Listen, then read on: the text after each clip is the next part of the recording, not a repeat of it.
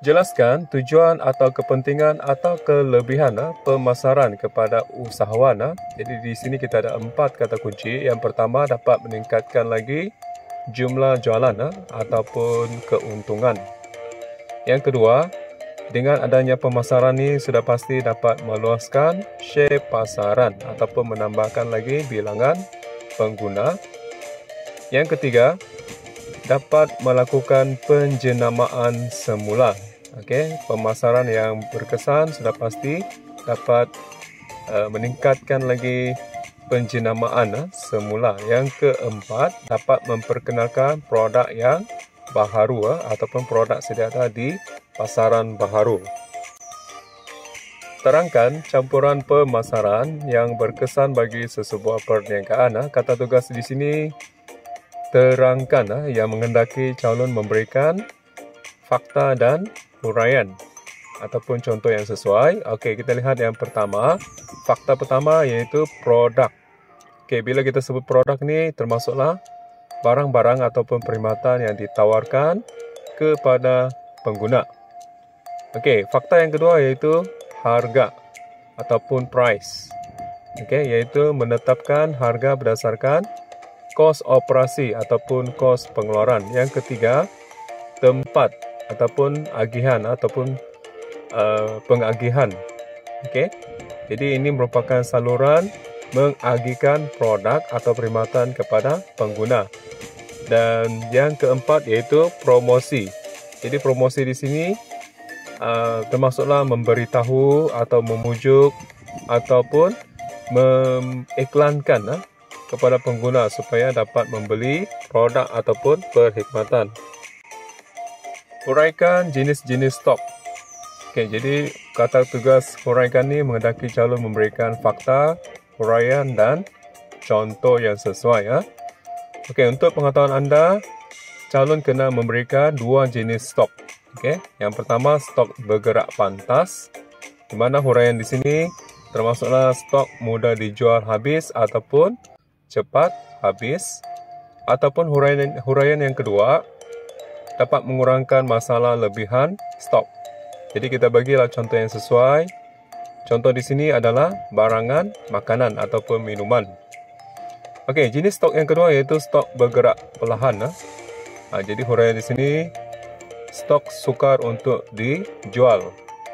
Ataupun huraian yang seterusnya kita boleh guna risiko stok ketinggalan zaman sebab stok lambat habis. Kita bagi contoh stok ni iaitu barangan perabot. Jelaskan kepentingan ataupun kelebihan atau kebaikan kemahiran kepada seseorang usahawan.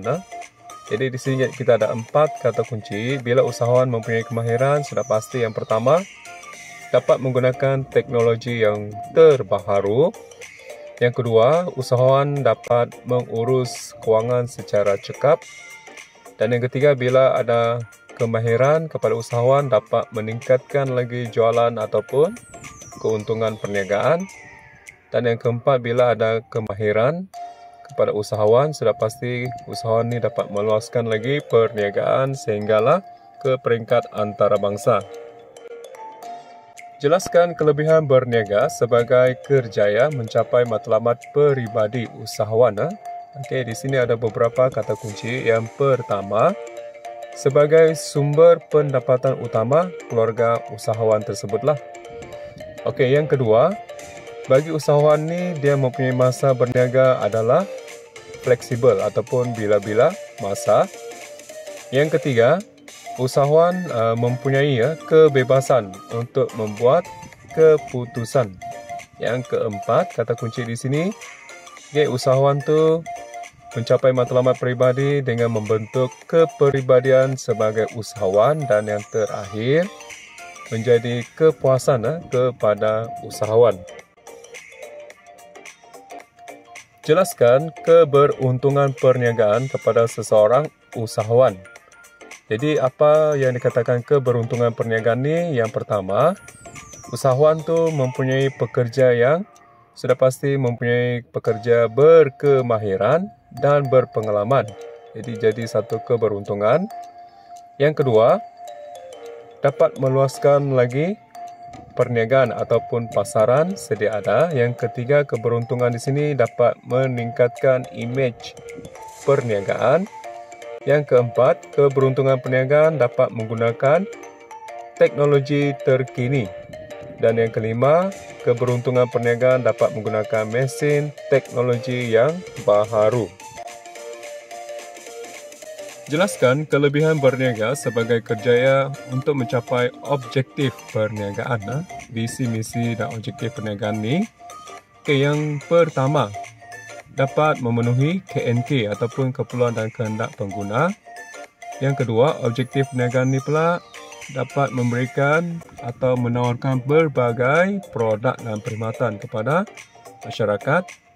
Yang ketiga, sudah pasti seterusnya dapat memberikan peluang pekerjaan kepada penduduk atau masyarakat.